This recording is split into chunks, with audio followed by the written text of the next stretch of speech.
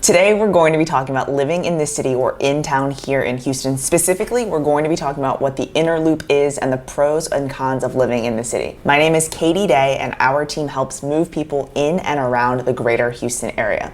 Let's dig in. For those of you that don't know, there are multiple highways that are loops around Houston that loop the city. So the smallest one is the inner loop, which is the 610 loop that goes around downtown and what's considered to be more so the city of Houston. You have Beltway 8, which is also known as the Sam Houston Tollway, that is the next biggest loop around the greater Houston area. And as you get out to Beltway 8 and the Tollway, this is considered to be more suburban areas of town. The next biggest loop isn't completely around the city just yet, but this is 99. And so 99 is definitely in the suburbs. It connects basically the Sugarland area up to Katy, up to the Cypress area. It goes through kind of the Tomball area up to Spring and out to Porter and New Caney, and eventually will go all the way around the entire greater Houston area. But what we're going to focus in on today is the inner loop and that 610 area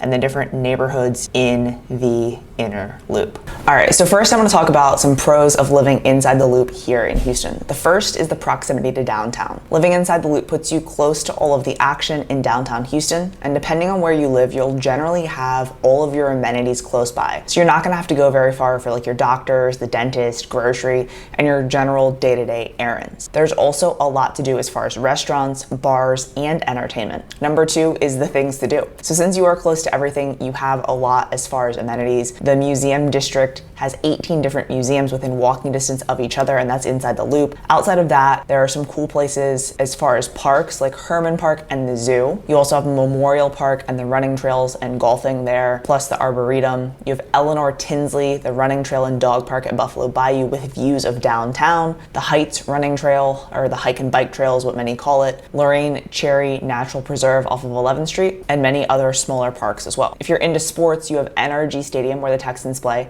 the Shell Stadium downtown where the Dash and Dynamo play, Toyota Center where the Rockets are at, and then Minute Maid where the Astros play. There are a ton of concerts and events at those venues as well. Number three is the variety of neighborhoods. There are a variety of neighborhoods to choose from inside the loop, each having its own unique character. So whether you're looking for a trendy urban neighborhood or maybe something a little bit more family friendly, you're generally able to find something to suit your needs. Normally, the neighborhoods west of downtown and west of 45 and 59 are a little bit more developed than those that are north and east of downtown. So with that development, you're normally going to have more expensive homes. You're going to be able to get more for your money in Northside and Ryan, in East Downtown and the East End, and then 3rd Ward and south and east of the Medical Center. Neighborhoods like the Heights, off of Washington, Rice Military, and Midtown are going to be a little bit more expensive. And then if you're looking in like Southside Place, Westview, or River Oaks, you're going to be spending at least 7 figures. Montrose is another area where you're probably going to be spending 600 to 800, if not over 7 figures for a home. Another pro of living inside the loop is a walkable lifestyle. Many of the neighborhoods inside the loop are very walkable, making it easy to get around without a car. It's a great option if you're looking for an active lifestyle. Living in Houston, you will generally need a car to get around, especially if you're leaving kind of your general neighborhood, but you may be able to get away without having a car if you stick in, say, Midtown. When I first moved to Houston, I lived in Midtown and I didn't leave that general 1 mile radius for like the first 4 months I lived in Houston. Once you get home, you're able to go get groceries, go out to eat, go to a bar, hang out in a very small radius around where you live. The same goes for places like Rice Military, the Heights, parts of Shady Acres, and downtown and East Downtown as well. Another awesome thing about living inside the loop is a diverse culture. Houston is such a diverse city, and this is totally reflected inside the loop. You're able to find a variety of cultures represented in food, art, and entertainment options available. All right, so we talked about the good stuff, now the bad stuff. Cons about living inside the loop. The first is schools. The public schools inside the loop aren't ranked as well as the schools in the suburbs. So districts like Cy-Fair, Katy, Fort Bend, Conroe,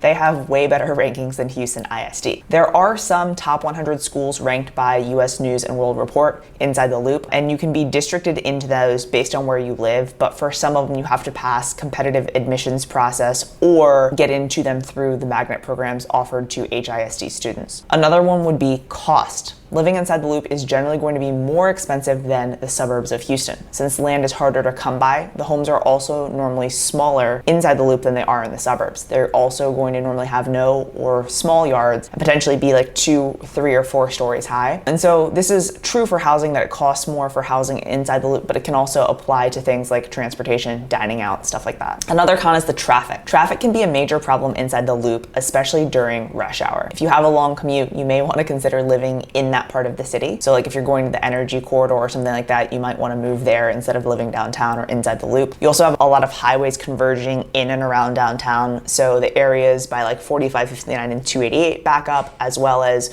when you're leaving the loop out by 59 and 610 near the Galleria, and 10 and 610 near the Heights. If you're able to avoid these areas, it'll be helpful for you as far as traffic goes. One thing, also, if you're living inside the loop and driving out to the energy corridor or up to the Woodlands, you may be doing a reverse commute, which is helpful in avoiding traffic. Something else that isn't great about living in the city is a lack of green space. There's definitely less green space inside the loop than in other parts of Houston. So if you're looking for a neighborhood with lots of parks and open space, you may want to consider living in a different area. There are a few parks like Memorial and Herman Park, Buffalo Bayou Park, and smaller parks in different neighborhoods, but most areas are higher density population-wise, so you're not always going to find yard space. As developers build more homes and communities, they'll normally have little to no lot lines, and homes are built up. So again, those 2, 3, and 4-story homes, and the older and more established neighborhoods will sometimes have larger lots, so that's something to kind of look into as a more established community. If you've got questions about living inside the loop, please don't hesitate to reach out. Thanks for tuning in, and I'll talk to you soon.